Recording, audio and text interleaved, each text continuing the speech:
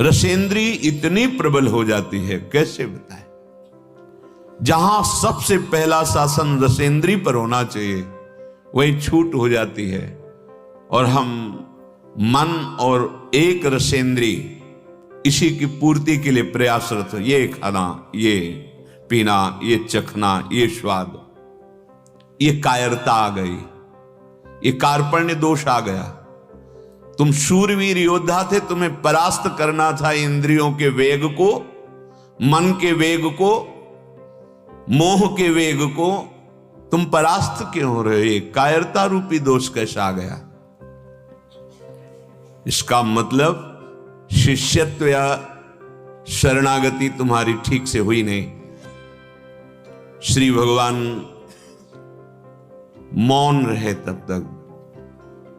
अर्जुन अपने ज्ञान का, पांडित्य का भगवान को श्रवण करा रहे, वर्णन करके ऐसा ऐसा ऐसा।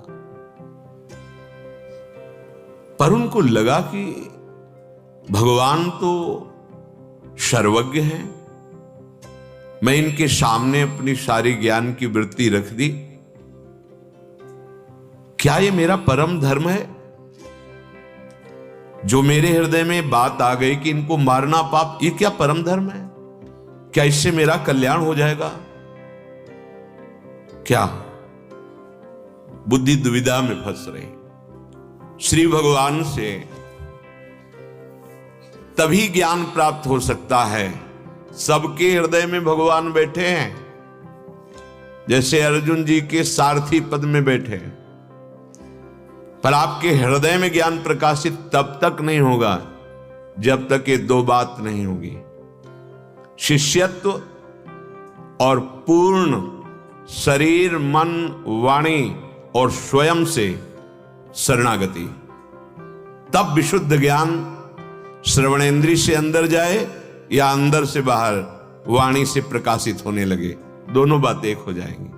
अंदर गया और मोह निद्रा से जागृत करके ज्ञान में स्थित कर दिया, या अंदर ही वृत्ति ज्ञान की उदय हुई, मोह का नाश हुआ, अखंड स्मृति जागृत हो गई।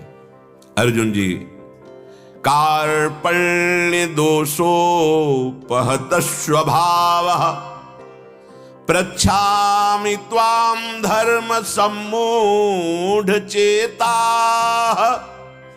यच्छ्रेयस्यान्निश्चितं ब्रूहि तन्मे शिष्यस्तेहं शाधि मां त्वां प्रपन्नम। शिष्यस्तेहं शाधि मां त्वां प्रपन्नम। मन में युद्ध के लिए इतना प्रयास, बड़ा कठिन तप, सब सुखों का त्याग, आज जब अवसर आया तो कार्पण्य दोषो पहत स्वभाव, ये क्या? कायरता रूपी दोष आ गया, और जो स्वभाव था छात्र धर्म, उसका अपहरण कर लिया इस कायरता ने। बस यहां ध्यान देना है, बहुत प्रयास करके अनंत जन्मों के बाद हमारे अंदर मुमुक्षुता जागृत होती, मैं मुक्त होना चाहता हूं इस संसार से। भगवान अवसर देते हैं, फिर वही मोह, फिर वही जगत प्रियता, फिर वही राग द्वेष, फिर वही उत्तम अधम। जीवन मुक्त समता से आएगा, ममता से नहीं। सब में प्रभु है। एक माटी का घड़ा रखो, एक सोने का घड़ा रखो, एक लोहे का घड़ा, एक चांदी का, एक तांबे का, और सब में पानी भर दो, सूर्य का प्रतिबिंब सब में समान पड़ेगा। ऐसा नहीं कि स्वर्ण के घड़े में ज्यादा सूर्य दिखाई देगा। ऐसे शरीर की क्रियाएं उत्तम हैं या अधम है, मध्यम है या नीच है, परमात्मा सब में है। ये अज्ञान, अगर ये जान गए तो भगवान ये शब्द क्यों बोलते? वासुदेवा स्वरमित सम आत्मा सुदुर्लभा। सब ब्रह्मबोध संपन्न जीवन मुक्त हो जाते ना। ये कायरता रूपी दोष नहीं आना चाहिए। हमारा स्वभाव भगवत प्राप्ति के लिए है। ये स्वभाव मोह से भ्रष्ट नहीं होना चाहिए। ये स्वभाव हमारा इस जगत के राग द्वेष के बंधन से युक्त नहीं होना चाहिए। ये क्या हो गया? अपने धर्म में दृढ़ता हट गई और उनको अधर्म दिखाई देने लगा, पाप दिखाई देने लगा। ये युद्ध करना पाप है। जैसे वैराग्य मार्ग का पथिक है, फिर उसकी बुद्धि जब मोहासक्त होगी तब उसको ये बात समझ में आएगी। जैसे अर्जुन जी बोल रहे थे, पूरा ज्ञान की बात बोल रहे थे। आगे भगवान कहते हैं, बातें पंडितों जैसी करते हो लेकिन तुम पंडित हो नहीं, ज्ञानी हो नहीं। ऐसी उपासक ज्ञान बघारने लगता है कि वो माता पिता अमुक अमुक संबंधी ऐसा ऐसा, उनमें आप भगवत साक्षात्कार करने निकले हो। आपका मार्ग निवृत्ति मार्ग है। आप जिस मार्ग के पथिक हैं उसी मार्ग का पोषण कीजिए। गृहस्थ मार्ग में भगवत भाव करके यथावत सबकी सेवा परिचर्या करते हुए, पापाचरण का त्याग करके नाम जप करते हुए भगवत प्राप्त हो जाएगा। वैराग्यवान अपने स्वभाव को निरपेक्ष, किसी की अपेक्षा नहीं। हमारा संपूर्ण विश्व परिवार है। जैसे एक परिवार से ममता करता है 8-10 लोग होते हैं, ऐसे महात्मा का संपूर्ण विश्व परिवार है, संपूर्ण जड़ चैतन्य परिवार है। क्यों? क्योंकि मेरे प्रभु सब में विराजमान है। हमारा स्वभाव कायरता में नहीं बदलना चाहिए। अरे इनके से बात नहीं करेंगे, इनसे मिलेंगे नहीं तो पाप लग जाएगा। जैसे अर्जुन जी अपने छात्र स्वभाव से मोहाविष्ट हो गए तो अपने धर्म को वो देखने लगे कि अधर्म है, ये पाप हो जाएगा। नहीं, प्रभु आज्ञा जेहिका जस आहई सो त्यई भांति लहे सुख रहे। जैसे भगवान ने आदेश किया, आपको निवृत्ति मार्ग मिला है तो दृढ़ता पूर्वक चलिए। आपको मिला है वो मार्ग, आपको प्रवृत्ति मार्ग मिला है तो दृढ़ता पूर्वक चलिए। अर्जुन को लगा कि युद्ध ना करना ही सबसे बड़ा धर्म होगा, पर अनुभव करते हैं कि शायद हमारे अंदर कायरता आ गई। क्या कार्पण्य दोष हो? मेरा ऐसा स्वभाव नहीं था, मेरे स्वभाव का अपहरण हो गया। हृदय बड़ा तुच्छ और दुर्बल होता चला जा रहा है।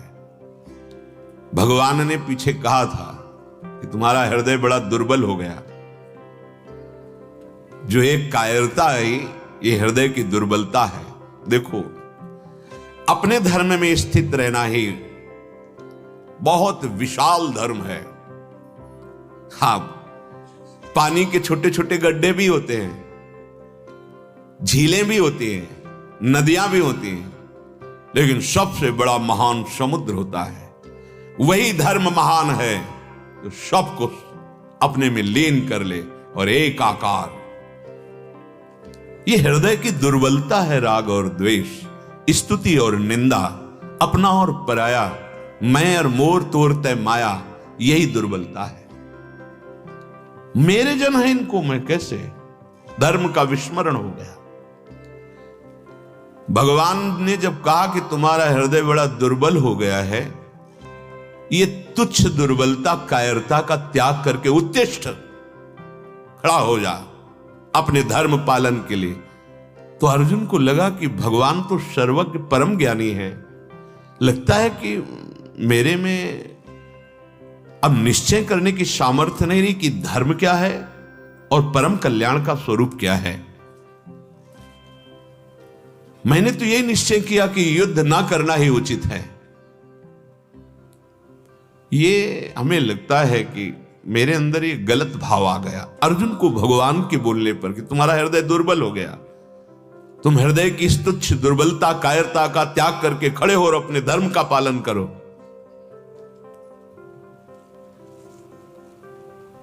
भगवान ने स्पष्ट आज्ञा कर दी थी कि खड़े हो जाओ और युद्ध करो। अब कोई प्रश्न ही नहीं बनता था।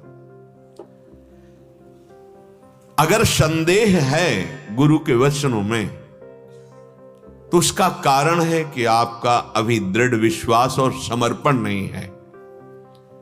आप अपने गुरु वाक्यों से ज्यादा किसी को मान रहे हैं, अपने मन को या अपनी बुद्धि को या किसी की सलाह को।